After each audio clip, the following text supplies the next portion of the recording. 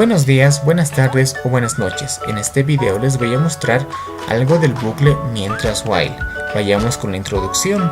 Muchas veces se requiere repetir un proceso o varias líneas de código. Para esto podemos utilizar el bucle for o también podemos utilizar la estructura de control repetitiva mientras while.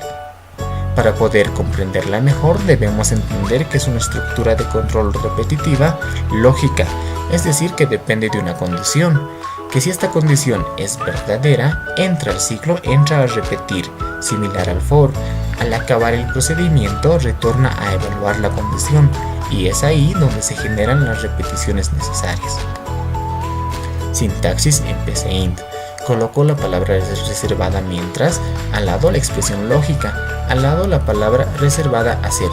Dentro voy a colocar el proceso y las estructuras de control necesarias para solucionar el problema, y cada vez que abro una estructura de control tengo que cerrarla, en este caso con fin mientras. La sintaxis en C++. Se coloca la palabra while, abrir paréntesis, la condición o condiciones a evaluar, cerrar paréntesis, abrir llaves, similar a esta parte en PCInt donde se colocan los procesos y las estructuras de control y al acabar todo aquello se cierran las llaves. Comparando con el bucle for. En sí la diferencia principal está en que el for se lo utiliza cuando se conoce la cantidad de iteraciones que se darán, while en cambio cuando es indeterminada. Para ejemplificar y finalizar esta parte de la introducción les voy a dar el ejemplo del chocolate. Mientras tenga chocolate doy mordiscos, entonces doy mordiscos. Por cada mordisco tengo menos chocolate y se va generando una repetición hasta que llega un punto que ya no tengo chocolate y es ahí donde se acaba el procedimiento, la repetición. Sin más que decir, vayamos a la parte práctica a ejemplificar esta estructura de control repetitiva. Ya en el ejemplo práctico voy a contar la cantidad de dígitos de un número. En este caso no voy a declarar las variables necesarias porque estoy en PCInt y voy a ser un poco más breve. Voy a leer la variable a y le digo mientras a mayor a 0 hacer. Voy a utilizar la variable c que va a ir contando de uno en uno por cada vuelta que vaya dando este bucle mientras. Entonces le digo a va a ser igual al redondeo de a al dividirlo con 10 para que esto vaya condicionando la siguiente vuelta del bucle mientras.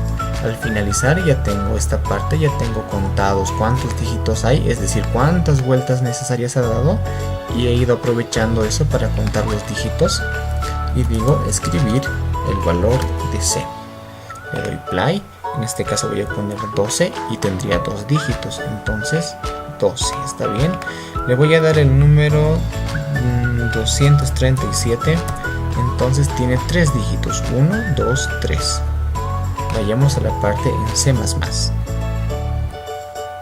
Ya en CodeBlocks y creado nuestro archivo CPP, vamos a contar la cantidad de dígitos del número.